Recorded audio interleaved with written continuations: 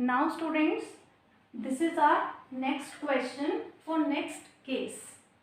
अब आपको यहाँ पर फिर से यही समझना होगा कि हमारे यहाँ पे कैश इनफ्लोज इक्वल है या फिर अनइक्वल है, उसी के अकॉर्डिंग हम फॉर्मूला यहाँ पर अपना लगाएंगे.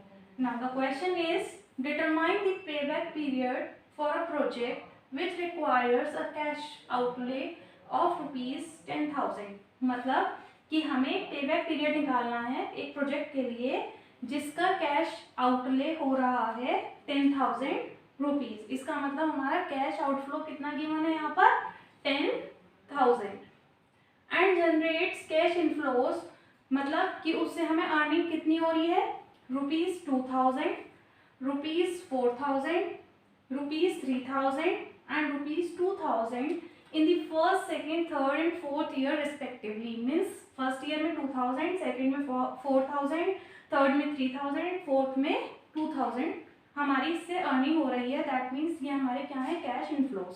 अब आप देखेंगे कि हमारी कैश इनफ्लोज यहाँ पर इक्वल नहीं है, हर ईयर में अलग अलग कैश इनफ्लोज आ रहा है. दैट मीन्स ये हमारा कौन सा है केस 2.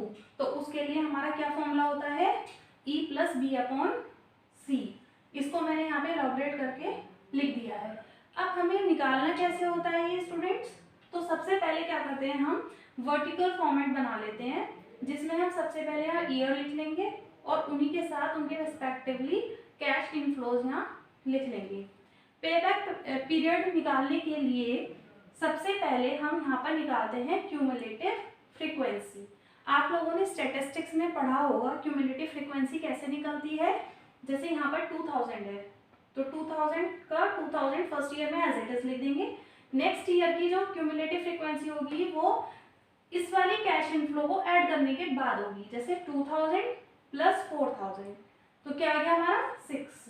नाउ 6,000 प्लस 3,000 तो आ गया 9,000 एंड 9,000 प्लस 2,000 दैट इज 11,000. ठीक है, ये हमने क्यूमुलेटिव फ्रीक्वेंसी निकाल ली.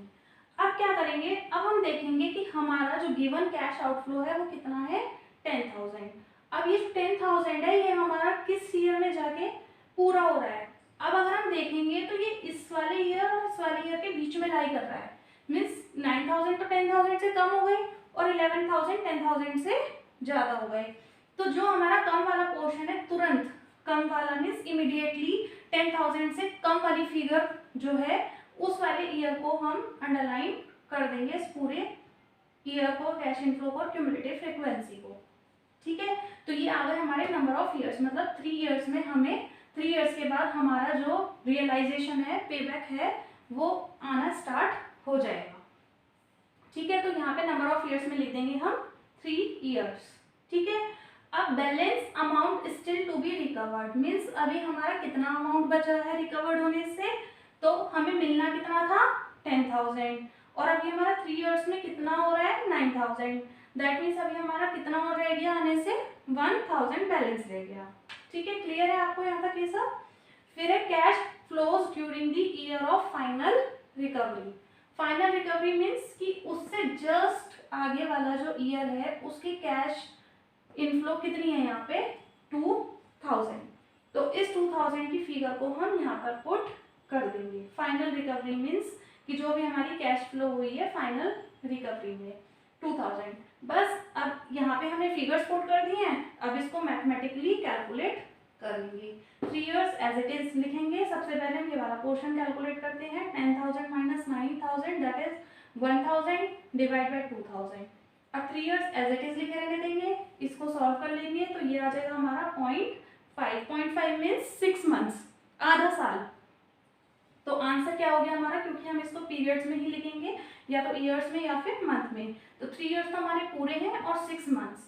तो आप देखेंगे 3 और 4 ईयर्स के बीच में ही हमारा पेबैक आना स्टार्ट हो जाएगा. मतलब ये जो 10,000 रुपीज़ हमने लगाए थे, इन्वेस्ट किए थे अपने प्रोजेक्ट में, ये हमें 3 से 4 के बीच में आने स्टार्ट हो जाएंगे, रियलाइज होने स्टार्ट हो जाएंगी.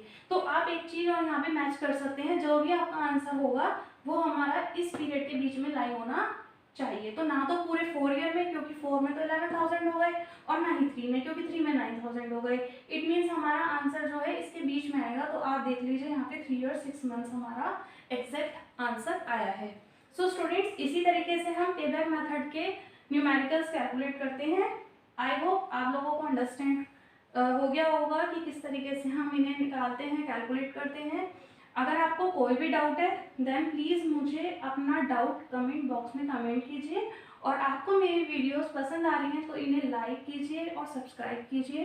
Thank you.